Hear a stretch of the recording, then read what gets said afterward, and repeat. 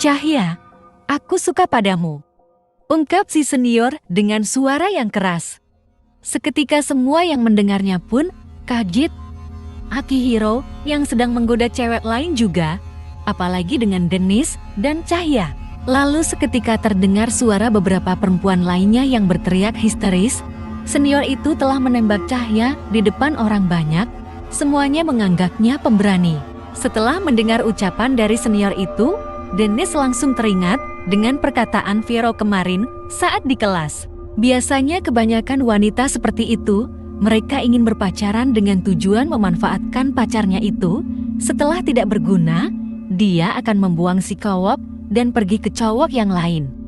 Lalu tiba-tiba saja ada perkataan lain yang terbayang di pikiran Dennis.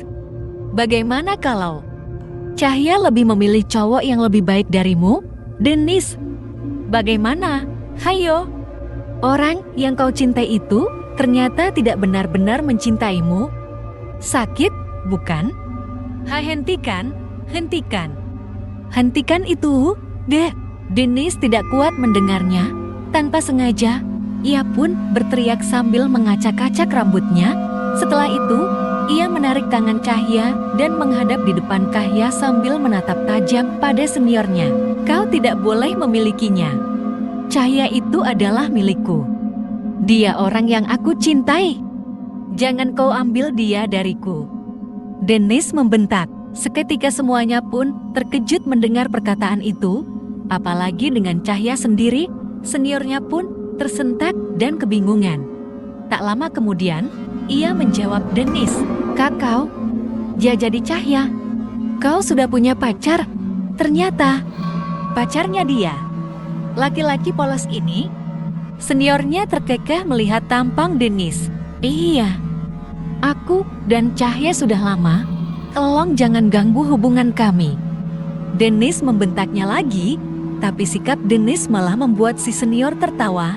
Haha, mana mau si Cahya sama cowok lugu sepertimu ini? Dia tidak mungkin mau. Cahya mau. Cahya sudah sama aku. Tapi kalian itu terlihat tidak cocok. Wah, pasangan yang tidak cocok lebih baik pisah saja. Hubungan kalian juga pasti tidak serius, kan?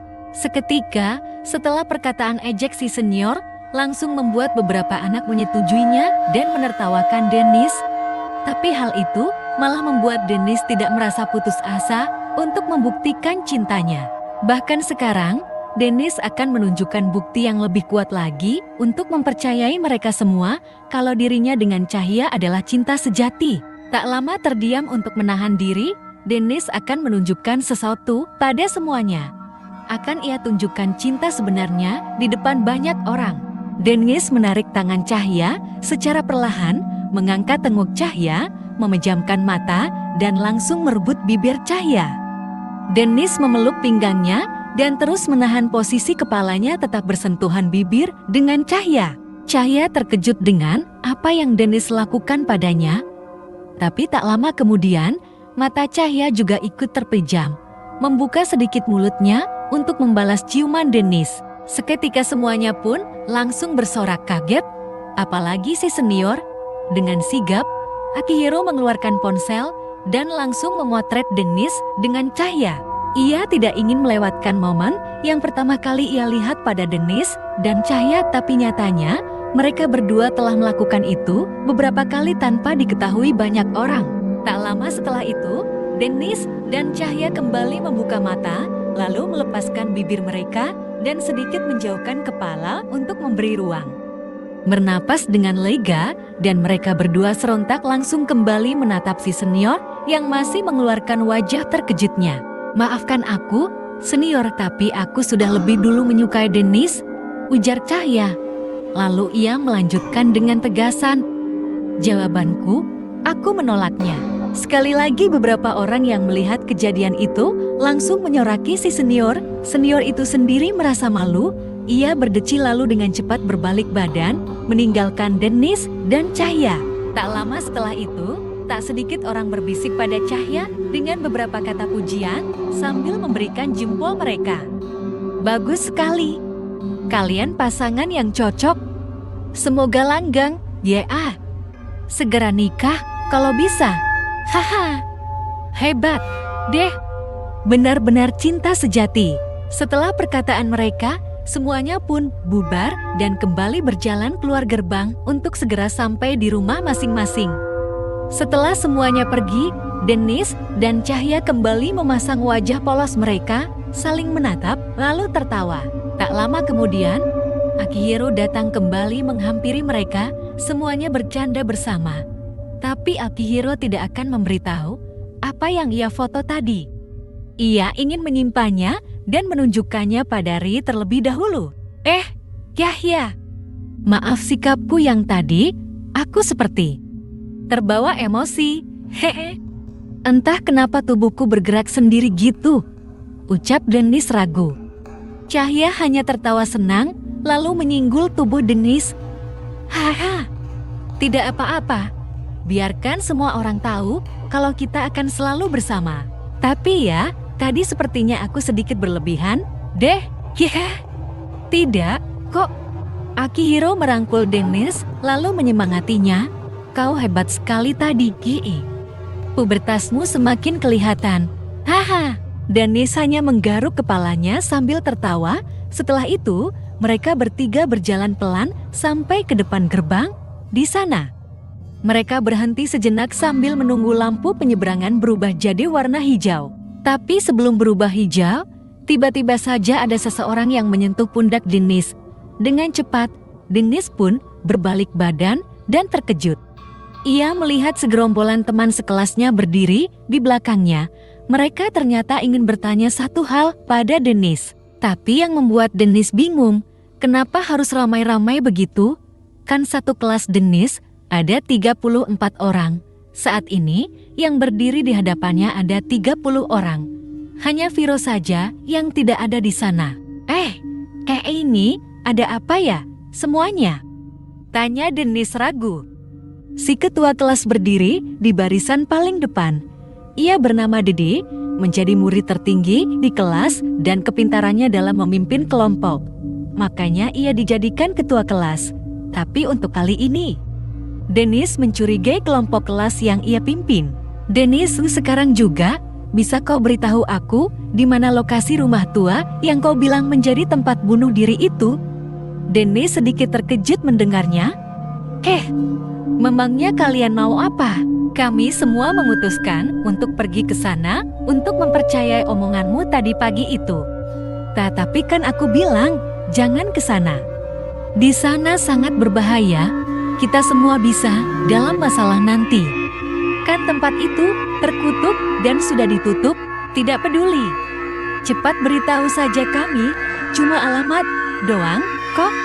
Kasih tahu aja. Si wakil ketua bernama Lia ikut membentak Dennis. Dia tipe orang yang tidak suka menunggu lama. Dennis tidak berani dengan teman-teman sekelasnya. Kalau banyakkan begitu, terpaksa ia harus jawab dengan jujur.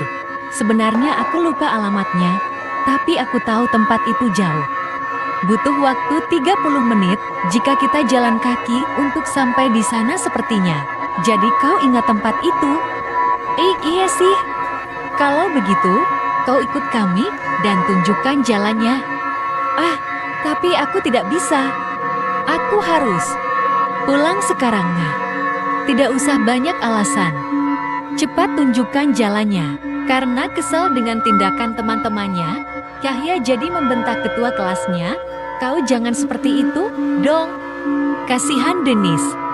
Kalian juga sudah tahu kan, kalau tempat itu memakan korban. Ngapain kalian samperin, sih? Kalian tidak ingin bernasib sama seperti teman kita yang sudah pergi, kan?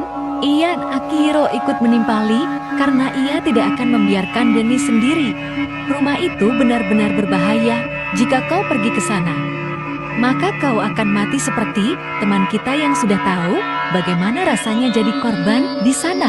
Kau diam saja, Dian. Kau masih belum bebas dari tersangkaannya karena Dennis membelahmu. Kau diam saja. Tapi aku hanya memberitahu betapa berbahayanya tempat itu. Karena tanda berbahaya itulah yang membuat kami penasaran untuk memeriksanya. Ayolah, sebentar saja. Kita bersama-sama ini, tidak mungkin kita semua bakalan mati. Tapi kita tidak tahu saat sampai di sana siapa yang akan mati. Yahya membalasnya, bisa saja kau yang jadi korban berikutnya, Vin Hayo. Gimana? Tuh, tidak mungkin aku. Sudah berhenti kalian semua. Setelah lama terdiam dalam keributan teman-temannya, Dennis pun kembali mengeluarkan suaranya untuk menenangkan semuanya. Aku akan memberitahukan tempatnya, tapi akibatnya kalian tanggung sendiri. Aku sudah memperingati kalian. Ya, Ogi, baiklah. Ayo cepat, sebelum matahari tenggelam. Dennis, apa kau serius? Kita kan tidak boleh pergi ke sana, bisik Kahya dengan nada cemas. Biarin saja, mereka semua tidak bisa dibilangin. Aku tidak ingin membantu jika ada masalah, jawab Dennis.